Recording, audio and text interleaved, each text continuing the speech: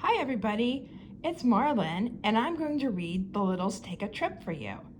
I'm going to start with the first chapter, which we already read.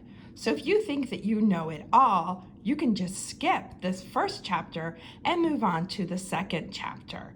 But it's always good to review.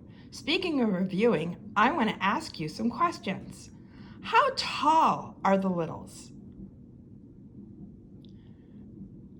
That's right, you guys have it now. They are 6 inches tall, and I have my Snoopy marker, and I'm going to mark on my Snoopy marker in a crayon that will wash off of it the 6. So the Littles are the half size of a ruler. A ruler is 12 inches, and the Littles are about as tall as my phone if I put it right up against it. I just measured it for you. And for those of you who like to write words, you can start a new word list with all the words that I'm showing you guys with my tiles from the Scrabble game. So the next word I'm going to show you starts with a T, and it's the word that we want to make sure that we know because it's the only thing that's different about littles than from humans, and it's that they have a T.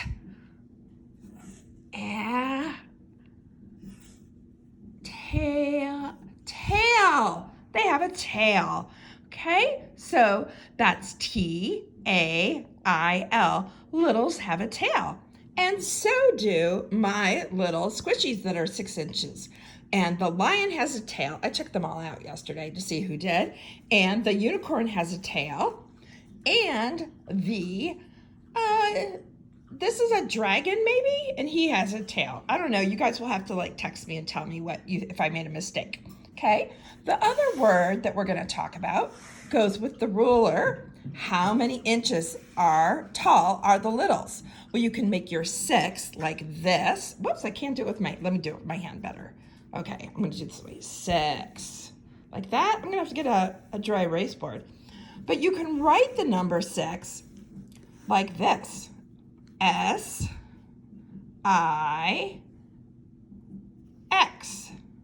And a lot of you are not really ready to go ahead and memorize these words and stuff, but some of you are. So do what you want with this information, and we'll be able to go through the chapters, and I'll add some little bits later.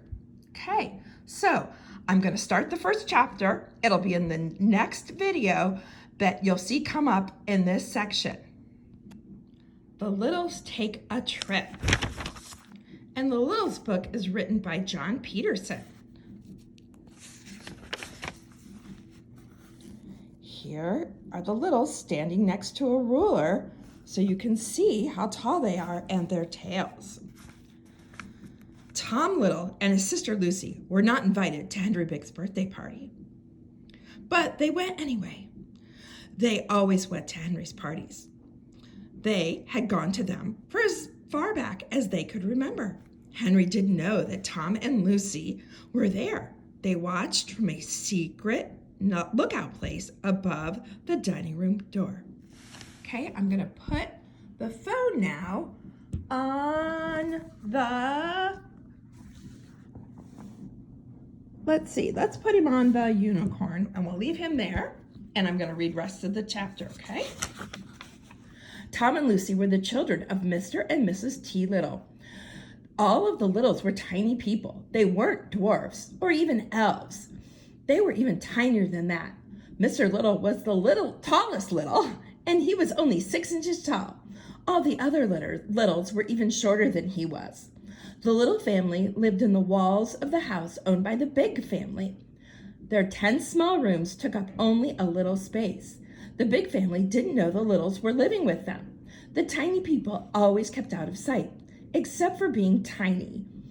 The Littles looked and acted like ordinary people. The Littles were different in one way only. They had tails. The Littles' tails weren't used for anything. They couldn't hang by their tails or use them to swat flies, but they were handsome tails, and the Littles were proud of them. Let me show you the picture of them at the top of this page. Okay, here we go. Now we're going to look at the penguin. Whoops. As Tom and Lucy watched Henry Big and his friends, Lucy said, "They look silly without tails." She started giggling and couldn't stop. "Be quiet," said Tom Little. "They might hear you." "I can't help it," said Lucy, and she held her hand over her mouth. "Besides, it's not important," said Tom. "They're not having tails, I mean. It's not, it's, if it's important, then we wouldn't have them," said Lucy. "Because we do, that's all," said Tom. "We're the same as they are, only little. People are people." "No, we're not the same," said Lucy. "If we were, we'd have parties too and invite friends to come." When Lucy said that, Tom forgot he was having fun watching Henry Big's party. His sister was right. Tom and Lucy never saw any children their age and size. Of course, Tom and Lucy were good friends. They really liked each other. But both of them wanted more than anything to have a friend outside of the family. Tom, who was 10 years old, wanted to play astronaut and other boys' games with a boy his age. And Lucy, age 8, longed to have a friend that was a girl to play house with and to talk to. Even so, Tom and Lucy weren't exactly lonely. Sometimes Uncle Pete played with them as if he were a boy. That was fun. And Granny Little was teaching Lucy all that she knew about sewing and knitting, which was all there was to know.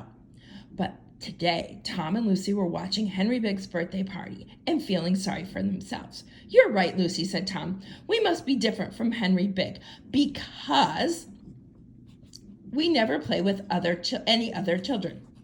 "It's not fair," said Lucy. "Cousin Dinky gets to see all the other families. Why can't we?" "Cousin Dinky is an adventurer," said Tom. "Dad says he takes a lot of chances. He could get killed."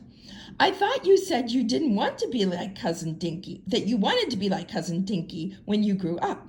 "I do," said Tom, "but I'm not grown up yet." "Anyway," said Lucy, "if there were another family like ours living in the Big's house with us, it wouldn't be so lonely.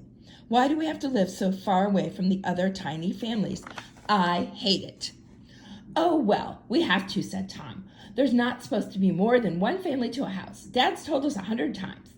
That way, the big people will probably never find out about any of us." "I don't see what's so important about that," said Lucy. "Golly, Lucy, don't be silly," said Tom. "That's very important. They might not like the way we take the things that we need from them, like food and everything." "What would happen if they knew about us?" "Maybe they'd put us in a museum," said Tom. "Or a circus." "So what?" said Lucy. "At least that would be more exciting than sitting here and watching." "And maybe they'd kill us," said Tom. "They might think that we were some kind of an animal." He looked at his tail. "Kill us," said Lucy. "Well, maybe," said Tom. "Gee, I don't really know what they'd do. I'm sorry I said that. They probably wouldn't kill us." "Oh, Tom," said Lucy, "I did a terrible thing. I gave Henry Big a birthday card.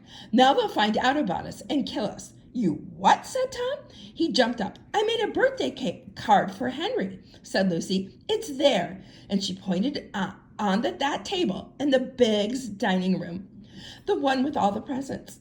"Did you write anything on it? Did you tell him about us?" "Not on the card, no." "Well, at least you had that much sense." "But I did write it in the letter that I wrote." "Letter? What letter?" "I put a letter on the table too, Tom." "Will we all be killed?" "Oh, Tom."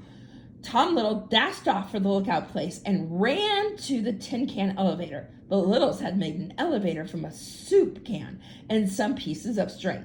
The boy rode in the elevator down to the dining room floor. Tom pushed open a secret door and walked into the Big's dining room. Tom was standing under the table with the presents. He looked at the children. They were busy playing pin the tail on the donkey. Tom climbed the electric cord of the table lamp without being seen. The tabletop was covered with presents and birthday cards. Tom looked through the envelopes as quickly as he could. It wasn't easy. Most of the cards were bigger than he was. As he looked, Tom kept an eye on the children. One of the boys had just tried to pin the donkey's tail on Mrs. Big. At last, Tom found his sister's letter. He snatched it up. Now, where was that birthday card? Mrs. Big spoke. "That's enough games for a while, children," she said. "Now let's open the presents. Then we can have cake and ice cream." When Tom heard that, he jumped into a pot of English ivy that was on the table, and he hid behind the leaves. Why, thought Tom, why, oh why, am I wearing a red shirt instead of a green one? He wrapped himself in a leaf. Poor little Tom, he had to stay hidden in that pot of English ivy until Henry Bigg opened all of his cards and presents. Tom hoped that Lucy was watching. All this trouble was her fault.